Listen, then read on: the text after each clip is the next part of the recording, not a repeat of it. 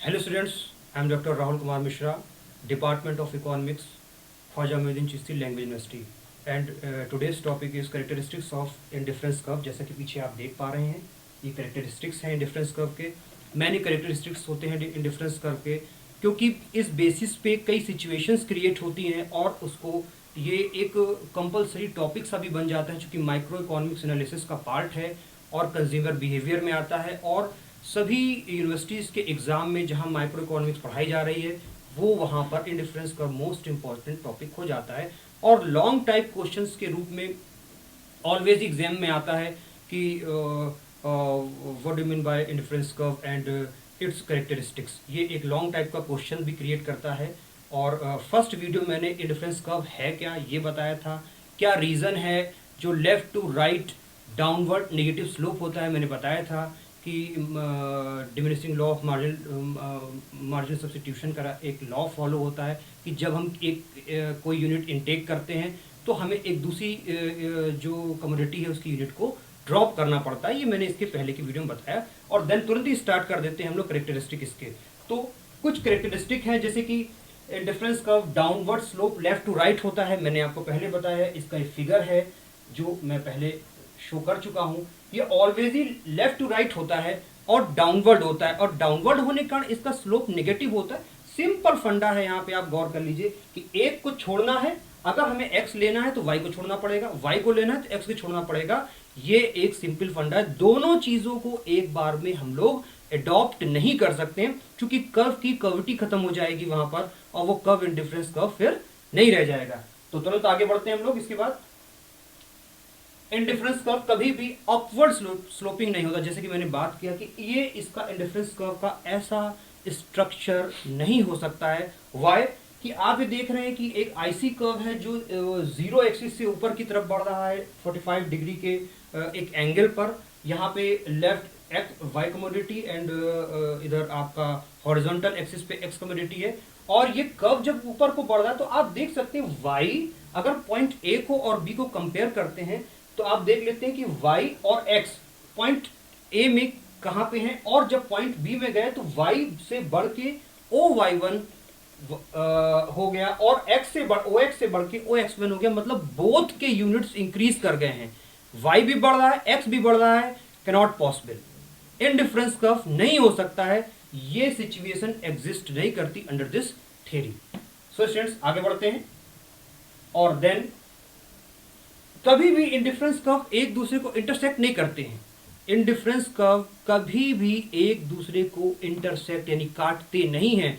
आप ये देखिए कि यहाँ पे दो इंडिफरेंस कर्व फिगर में दिखाए गए हैं आपको, जैसे कि IC1 एंड IC2. अब IC1 IC2 एक दूसरे को आप देख सकते हैं ई पॉइंट पे इक्विलिब्रिया पॉइंट है हमारा जहां पे वो इंटरसेक्ट कर रहे हैं, मतलब एक दूसरे को काट रहे हैं. अब ऐसा क्यों नहीं हो सकता है? आप गौर करने की बात है कि ये IC2 कर्व IC1 कर्व है, ई पॉइंट है. क्यों? क्योंकि ई पॉइंट में दोनों कर्व जहां पे इक्विलिब्रियम में है, कट कर रहे हैं, वो सीधे तौर पे सेम सेटिस्फेक्शन गेन कर रहा है वहां पे कोई भी कंज्यूमर. इसलिए ये दैट्स नॉट पॉसिबल क्योंकि हर सेपरेट कर्व इंडिविजुअल किसी इंडिविजुअल के लिए एक अदर सेटिस्फेक्शन का लेवल शो करता है. इसलिए ये दोनों ही कर्व ई पॉइंट पे जब इंटरसेक्ट कर रहे हैं तो जाहिर सी बात है IC1 और IC2 के बीच में क्या हो गया, वहां पर सेम सेटिस्फेक्शन का लेवल हो गया है जो कि पॉसिबल नहीं है अंडर दिस थ्योरी. देन तुरंत ही आगे बढ़ते हैं हम लोग. और ये है आपका जैसे जैसे ये फिगर में आप देख सकते हैं स्टूडेंट्स, आप देख रहे हैं IC1 IC2 IC3. जैसे जैसे left to right upward, left to right ऊपर की तरफ इंडिफरेंस कर्व बढ़ते हैं तो वो शो करते हैं बढ़ते हुए सेटिस्फेक्शन लेवल को. कोई भी कंज्यूमर IC1 पे होगा, उससे ज्यादा सेटिस्फेक्शन उसको IC2 पे मिलेगा और उससे भी ज्यादा सेटिस्फेक्शन उसको IC3 पे मिलेगा.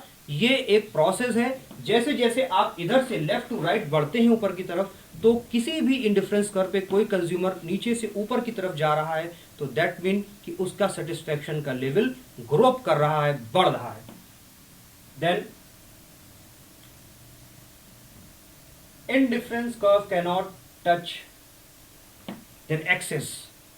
देखिए एक्सिस चाहे आप इधर को रख लें चाहे इधर को रख लें, वाई एक्सिस को ले लें चाहे एक्स एक्सिस के ले लें, एक्सिस को कभी भी इंडिफरेंस कर्व टच नहीं करता। आप देखते हैं आई सी कर्व यहां पर वाई एक्सिस को टच कर गया है, इसका मतलब है कि इंडिफरेंस कर्व में ये सिचुएशन नहीं होती है। एक ही चीज की डिमांड करी जा रही, दूसरी चीज की डिमांड को होल्ड कर दिया गया है, ये पॉसिबल नहीं है। इंडिफरेंस कर्व कभी भी ऐसे शेप के नहीं होते। अब ये एक्सिस आपका वाई भी हो सकता है, एक्स भी हो सकता है। आप जब भी एग्जाम में दिखाएं तो इसको दोनों एक्सिस को रिप्रेजेंट कर सकते हैं। देन इसके आगे different indifference curve need not be parallel, कि ये जरूरी नहीं है कि इंडिफरेंस कर्व एक दूसरे के पैरेलल ही हों, ये कोई ऐसा कंपलसरी नहीं है। इंडिफरेंस कर्व थोड़ा सा पैरेलल से ऊपर नीचे भी हो सकते हैं, जैसा कि फिगर में शो किया गया है कि हमेशा ऑलवेज ही एक दूसरे के पैरेलल हो, ये एक compulsory situation indifference curve analysis में नहीं पाई जाती है। सो स्टूडेंट्स चेक करते हैं नेक्स्ट हमारा स्पेशल शेप ऑफ इट। कुछ इसके स्पेशल शेप्स होते हैं डिफरेंस कर्व के, कुछ ऐसी एक्सेप्शनल कंडीशंस होती हैं जहां पे इंडिफरेंस कर्व बिल्कुल ही अलग तरीके से रिप्रेजेंट किए जाते हैं। जैसे कि ये, जब कोई कमोडिटीज एक दूसरे के परफेक्ट सब्स्टिट्यूट होते हैं। परफेक्ट सब्स्टिट्यूट का सीधे सीधे एग्जाम्पल हो सकता है कि जिनको बिल्कुल एक की जगह किसी दूसरी चीज को हम अडॉप्ट कर सकते हैं, रख सकते हैं, मतलब एक्स और वाई परफेक्ट सब्स्टिट्यूट होंगे।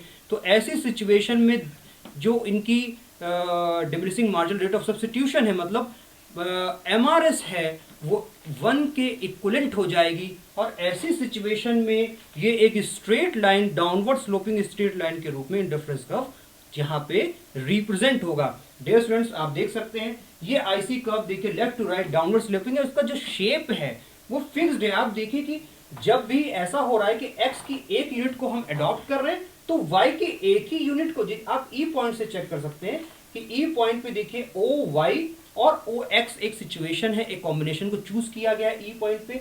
जब E1 पॉइंट पे आते हैं तो एक यूनिट ड्रॉप कर देते हैं, एक यूनिट गेन कर लेते हैं। मतलब यहां पर ड्रॉप आउट और गेन की जो यूनिट्स के डिफरेंस है वो 1 के इक्वल होते हैं।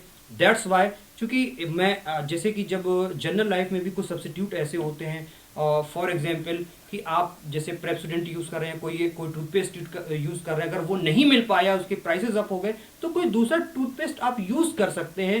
एट दैट टाइम वो बिल्कुल नियर सब्स्टिट्यूट होगा। और ऐसे सिचुएशन में इंडिफरेंस कर्व आपका ऐसे स्पेशल साइज के, स्पेशल शेप के हो जाते हैं। देन बढ़ते हैं आगे। जब इंडिफरेंस कर्व आपके ये देखिए परफेक्ट कॉम्प्लीमेंट्री हैं, जब इंडिफरेंस कर्व परफेक्ट कॉम्प्लीमेंट्री होते हैं, एक दूसरे के पूरक होते हैं। कॉम्प्लीमेंट्री का मतलब पूरक होने से है। जब परफेक्ट कॉम्प्लीमेंट्री होते हैं, क्योंकि रियल वर्ल्ड में हर चीज़ें एकदम परफेक्ट नहीं होती हैं, स्टैंडर्ड सिचुएशंस हम लोग क्रिएट करते हैं स्टडी करने के लिए।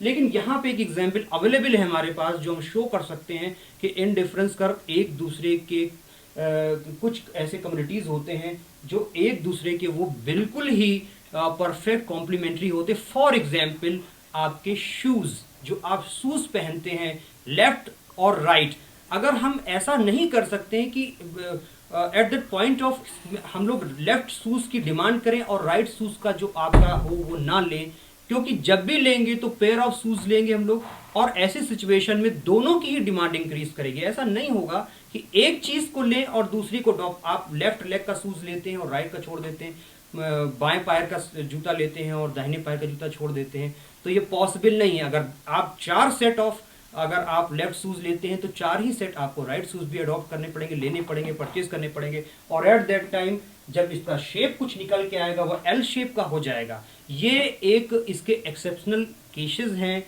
स्पेशल केसेस हैं, ये इंपॉर्टेंट होते हैं, शॉर्ट नोट्स में भी अलग से पूछे जाते हैं आपसे। इसके बाद स्टूडेंट्स ये law of diminishing marginal rate of substitution है।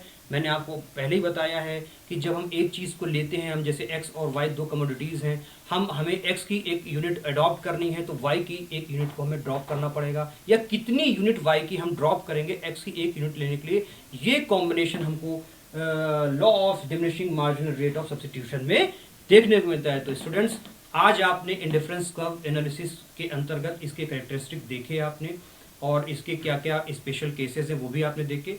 तो ये एक इम्पॉर्टेंट टॉपिक है। और आज के लिए इतना ही। Thanks a lot.